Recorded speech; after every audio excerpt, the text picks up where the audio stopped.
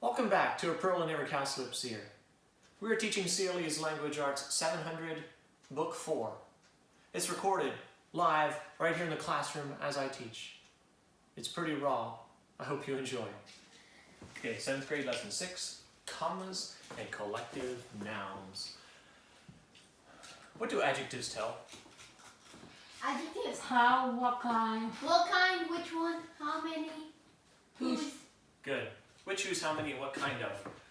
Adjectives describe nouns and tell these kinds of things. Now, if we have adjectives in a sentence and they come in a row, the cell was damp, cold, and empty, many times we need to put commas between them. And that's what today's lesson is about, the first part of it. When do we put commas between them? Where do we put them? Golden empty.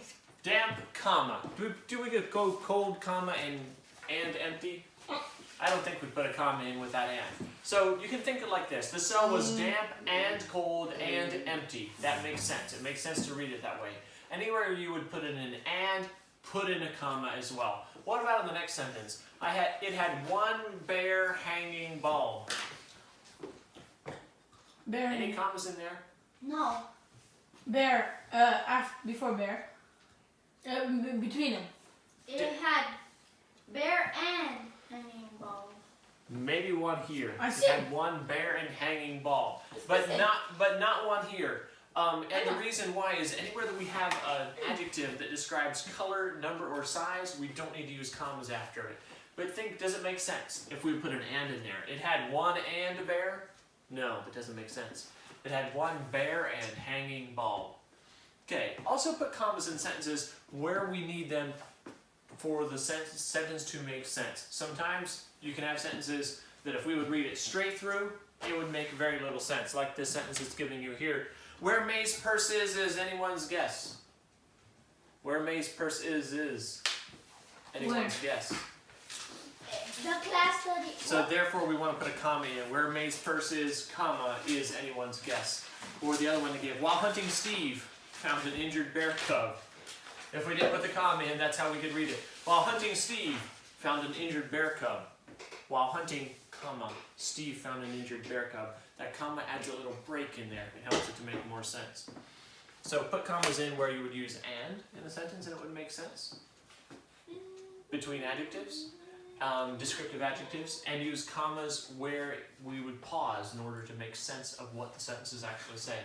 Now the second part is collective nouns. Some nouns include a group, and I like these nouns a lot. What's a collective noun in this sentence? A class studied quietly, where it's actually a whole group of things. What noun stands for a group in here? Class. Class. So class is a collective noun. It's including the whole group of us. The class studied quietly. Our team was the winner. Team. Team. Now, do we say our team was the winner or our team were the winner? We say was. These are singular. Even though it's talking about many people, there's many people in the team, it's still singular. One was. And that's why I really like these. That's what a true team is. Is a true team a whole bunch of people just kind of doing their own thing? No, it works as one team or one class where everyone is together, singular. So we use a singular verb with it. I'm going to read the spelling words to you. Read them back to me.